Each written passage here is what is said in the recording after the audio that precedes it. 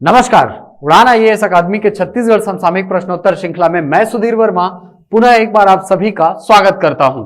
राष्ट्रीय प्रश्नोत्तर श्रृंखला के अंतर्गत आज हमारा पहला प्रश्न है, कोविड-19 से निपटने के लिए G20 देशों की कृषि मंत्रियों की असाधारण बैठक जो कि कब हुई थी, 21 अप्रैल 2020 को संपन्न हुई। इस बैठक की अध्यक्षता किसके द्वारा की गई? ऑप्शन है आपके पास अमेरिका, सऊदी अरब, कनाडा या इजराइल।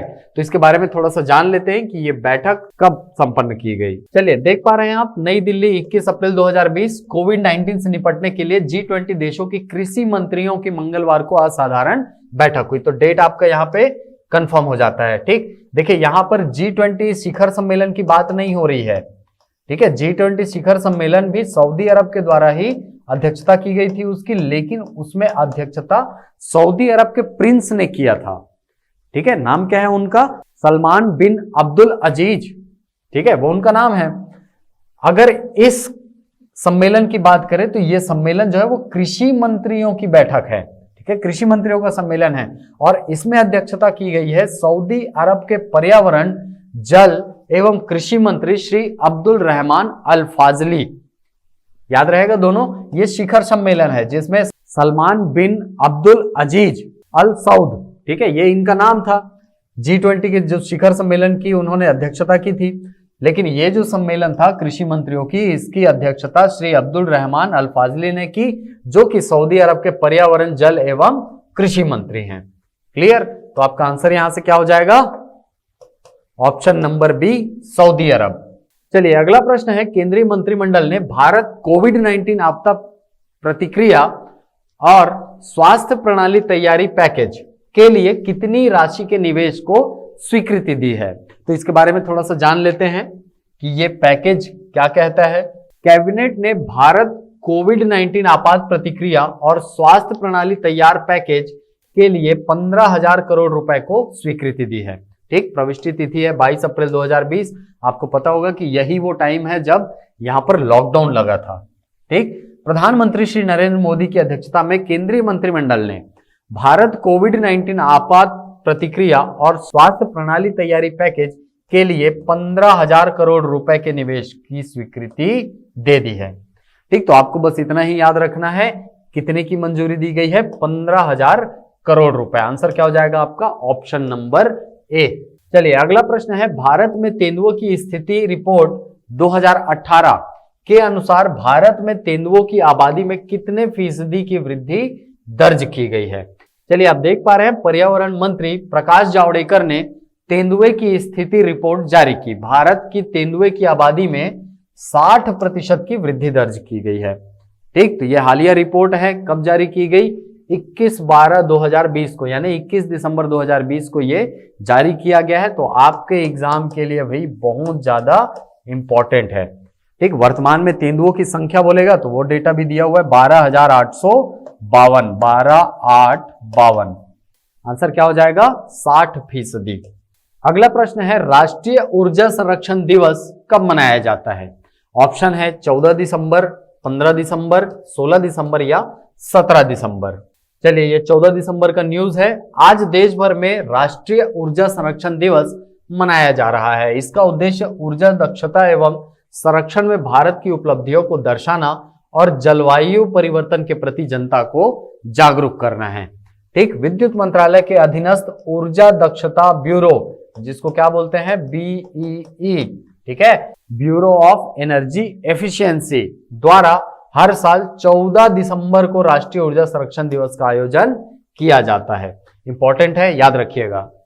आंसर क्या हो जाएगा यहां पर? Option number A.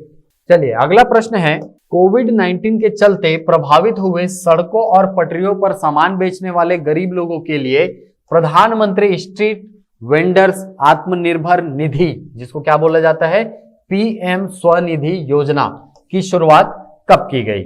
ऑप्शन है 1 मई 2020 को, 1 जून 2020 को, 1 जुलाई 2020 को या 1 अगस्त 2020 को। तो देख पा रहे हैं आप, प्रधानमंत्री स्ट्रीट वेंडर्स आत्मनिर्भर निधि यानी कि PM स्वनिधि योजना की शुरुआत सड़कों और पटरियों पर सामान बेचने वाले उन गरीब लोगों के लिए 1 जून 2020 को की गई थी जो कोविड-19 के चलते प्रभावित हुए थे। ठीक, तो याद रखिएगा ये जो पीएम स्वनिधि योजना है ये प्रारंभ कब हुआ?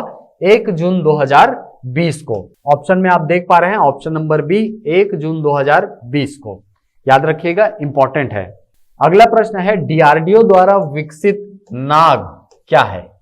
एंटी बैलिस्टिक मिसाइल है, युद्धपोत है, हल्का लड़ाकू विमान है या एंटी टैंक गाइडेड मिसाइल है? तो चलिए जान लेते हैं कि ये नाग है क्या। चलिए, मिसाइल परीक्षण के क्षेत्र में भारत ने एक और छलांग लगाई है। भारत ने गुरुवार को वॉरहेड के साथ एंटी टैंक गाइडेड मिसाइल नाग के अंतिम चरण का सफलतापूर्वक परीक्षण किया। ठीक, तो यहां से स्पष्ट है कि ये नाग क्या है? नाग है एक एंटी टैंक गाइडेड मिसाइल। तो आपका आंसर क्या हो जाएगा? Option number D, anti tank guided missile. अगला प्रश्न है आईपीएल के 13वें संस्करण में कितनी टीमों ने भाग लिया?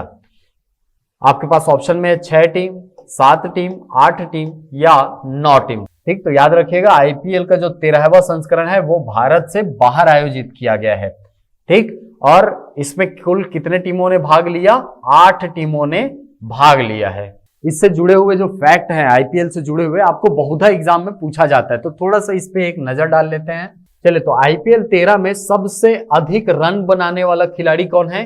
केएल राहुल। ठीक है। सबसे ज्यादा विकेट लेने वाला खिलाड़ी कौन है? Kagiso Rabada. ठीक, और एक ओवर में सबसे ज्यादा रन बनाने वाला खिलाड़ी है राहुल तेवतिया। इस फैक्ट को अच्छे से याद रखेंगे आप कि एक ओवर में सर्वाधिक रन बनाया किसने? राहुल तेवतिया ने। इस सीजन में कितना रन बनाया है भाई? 30 रन बनाया है। ठीक, वहीं केएल राहुल की बात करें तो इस सीजन में कुल 670 रन इन्होंने बनाए हैं। कागिसो रबाडा ने इस पूरे सीजन में कुल 30 विकेट अपने नाम किए हैं। ठीक, ये फैक्ट है जो कि आपके एग्जाम में पूछता है। चलिए, अगला प्रश्न है आईपीएल के 13वें संस्करण की विजेता टीम कौन सी है? ऑप्शन है Mumbai Indians, Delhi Capitals, royal challenger Bangalore या कोलकाता नाइट राइडर। तो याद रखिएगा आईपीएल का जो 13वां संस्करण आयोजित हुआ है उसके विजेता कौन है? मुंबई इंडियंस। चलिए, अगला प्रश्न है राष्ट्रीय एकता दिवस कब मनाया जाता है? ऑप्शन है 31 अक्टूबर, 1 अक्टूबर, 12 अक्टूबर या 14 अक्टूबर। तो इसके बारे में थोड़ा सा जान लेते हैं। देख पा रहे हैं आप, राष्ट्रीय एकता दिवस आज, डेट कब का? 31 अक्टूबर 2020। लौह पुरुष सरदार वल्लभ भाई पटेल की 145वीं जयंती आज देश राष्ट्रीय एकता दिवस के तौर पर मना रहा है। ठीक, तो याद रखिएगा सरदार वल्लभ भाई पटेल जी की जयंती जो है किस रूप में मनाई जाती है? राष्ट्रीय एकता दिवस के रूप में। और कब मनाया जाता है? 31 अक्टूबर के दिन। चलिए, अगला प्रश्न है बांध पुनर्वास और सुधार परियोजना के दूसरे और तीसरे चरण के अंतर्गत कितने बांधों को शामिल किया जाएगा?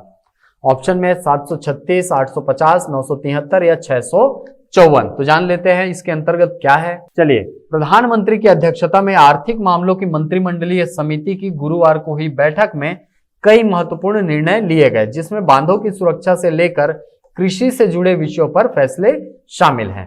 ठीक, अब आते हैं अपने क्वेश्चन के आंसर में। क्या है?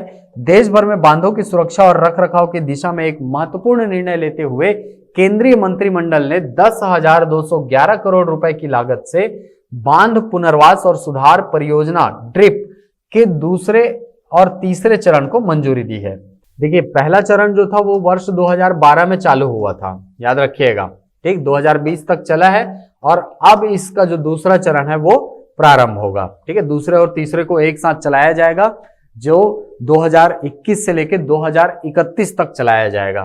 ठीक, इस देशव्यापी परियोजना की अवधि अप्रैल 2021 से मार्च 2021 यानी 10 साल की होगी और 19 राज्यों के 736 बांधों को इसके अंतर्गत कवर किया जाएगा। यह है आपके प्रश्न का उत्तर। तो आपका आंसर क्या हो जाएगा? Option number A 736। ठीक है, बांध पुनर्वास और सुधार परियोजना के दूसरे और तीसरे चरण के अंतर्गत 736 बांधों को शामिल किया गया है। अब आते हैं हमारे छत्तीसगढ़ के रिवीजन सेशन में, जिसके अंतर्गत आज का हमारा टॉपिक होगा खेल और इससे जुड़े हुए कुछ महत्वपूर्ण तथ्य। तो चलिए, छत्तीसगढ़ के रिवीजन सेशन के अंतर्गत हमारा पहला प्रश्न है छत्तीसगढ़ राज्य खेल प्राधिकरण के अध्यक्ष कौन है? ऑप्शन है श्री उमेश पटेल, श्री भूपेश बघेल, श्री अमरजीत भगत या श्री रुस्तम सारंग। तो याद रखिएगा, छत्तीसगढ़ राज्य खेल प्राधिकरण के अध्यक्ष मुख्यमंत्री होंगे राज्य के, यानी कि वर्तमान में कौन है, श्री भूपेश बघेल जी हैं। अगला प्रश्न है प्रवीर चंद्र भंजदेव सम्मान 2020 के प्राप्तकर्ता कौन है। आपको पता होगा प्रवीर चंद्र भंजदेव सम्मान तीरंदाजी के क्षेत्र में दिया जाने वाला राज्य अलंकरण है और वर्तमान वर्ष में वर्ष 2020 के लिए सर्वज्ञ सिंह मरकाम को इस सम्मान से सम्मानित किया गया है। तो वर्तमान प्राप्तकर्ता कौन है, सर्वज्ञ सिंह मरकाम। अगला प्रश्न है राज्य अलंकरण के अंतर्गत गुंडाधुर सम्मान 2020 के प्राप्तकर्ता कौन है। इसका आंसर है सुश्री आकर्षी कश्यप। ठीक है, बैडमिंटन की खिलाड़ी है, आपको पता होगा, और बहुत सारी प्रतियोगिताएं हाल फिलहाल में इन्होंने जीती है, तो इसीलिए इनको राज्य अलंकरण के अंतर्गत गुंडाधुर सम्मान 2020 से सम्मानित किया गया है। अगला प्रश्न है BWF केन्या इंटरनेशनल 2020 प्रतियोगिता में महिला एकल वर्ग की विजेता खिलाड़ी कौन है। ऑप्शन है सुश्री आकर्षी कश्यप, नीता मंडल, मानसी पटनायक या कीर्ति शर्मा। तो याद रखिएगा BWF केन्या इंटरनेशनल प्रतियोगिता जो है वो बैडमिंटन से संबंधित प्रतियोगिता है और हाल ही में जिस महिला ने इस एकल वर्ग के अंतर्गत इस प्रतियोगिता को जीता है उनका नाम क्या है, सुश्री आकर्षी कश्यप। ठीक, अगर पुरुष वर्ग की बात करें तो पुरुष वर्ग में कौन जीते हैं, चिराग सेन। ठीक, हमारे लिए कौन महत्वपूर्ण है, महिला एकल। क्यों, क्योंकि ये खिलाड़ी छत्तीसगढ़ की हैं। अगला प्रश्न है छत्तीसगढ़ में किस स्थान पर आवासीय हॉकी अकादमी की स्थापना की जाएगी। ऑप्शन है रायपुर, बिलासपुर, दुर्ग या भिलाई। तो याद रखिएगा छत्तीसगढ़ में रायपुर में स्थापित किया जाएगा आपका आवासीय हॉकी अकादमी। अगला प्रश्न है छत्तीसगढ़ में किस स्थान पर अंतरराष्ट्रीय टेनिस स्टेडियम एवं अकादमी की स्थापना की जाएगी। तो इसका भी आंसर क्या है, ऑप्शन नंबर ए रायपुर। ठीक है, जो एग्रीकल्चर कॉलेज है हमारा वहीं आसपास स्थापित किया जाएगा अंतरराष्ट्रीय टेनिस स्टेडियम और अकादमी। अगला प्रश्न है छत्तीसगढ़ में वर्चुअल मैराथन का आयोजन कब किया गया। ठीक है, देखिए ये जो आयोजन है वो वर्चुअल किया गया, यानी ऑनलाइन इसका आयोजन किया गया था। ठीक, और इसको आयोजित किया था छत्तीसगढ़ सरकार के खेल एवं युवा कल्याण मंत्रालय ने। कब किया था, याद रखिएगा बहुत इंपॉर्टेंट डेट है, 13 दिसंबर 2020 को। ठीक, छत्तीसगढ़ का पहला वर्चुअल मैराथन है ये। ठीक, इस हिसाब से डेट है वो बहुत इंपॉर्टेंट है। चलिए अगला प्रश्न है one state one game policy के अंतर्गत छत्तीसगढ़ को कौन से खेल से संबंधित अधोसंरचना के विकास की जिम्मेदारी दी गई है। ये क्वेश्चन मैं बहुत बार करा चुका हूं आपसे, तो आप हमको कमेंट बॉक्स में बताइए कि वन स्टेट वन गेम की नीति जो है इसके अंतर्गत छत्तीसगढ़ को किस खेल से संबंधित जिम्मेदारी प्रदान की गई है। अगला प्रश्न है छत्तीसगढ़ के खेल एवं युवा कल्याण मंत्री कौन है। आपको पता होगा श्री उमेश पटेल जी जो हैं वर्तमान में छत्तीसगढ़ के खेल एवं युवा कल्याण मंत्री है। अगला प्रश्न है शहीद पंकज विक्रम पुरस्कार किस क्षेत्र से संबंधित है। यह प्रश्न पहले आया हुआ है और इसको आप अच्छे से याद रखिएगा कि शहीद पंकज विक्रम पुरस्कार जो है वो खेल से संबंधित एक पुरस्कार है। तो ये थे हमारे समसामयिक प्रश्नोत्तर श्रृंखला के अंतर्गत राष्ट्रीय समसामयिकी से जुड़े हुए 10 प्रश्न और छत्तीसगढ़ की समसामयिकी से जुड़े हुए 10 प्रश्न।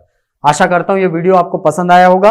यदि ये वीडियो पसंद आए तो इसे लाइक करें, शेयर करें, यूट्यूब पर कमेंट करें, अपना उत्तर दें। मिलते हैं अगली कक्षा में कुछ नई जानकारियों के साथ, कुछ नए प्रश्नों के साथ। तब तक के लिए थैंक यू।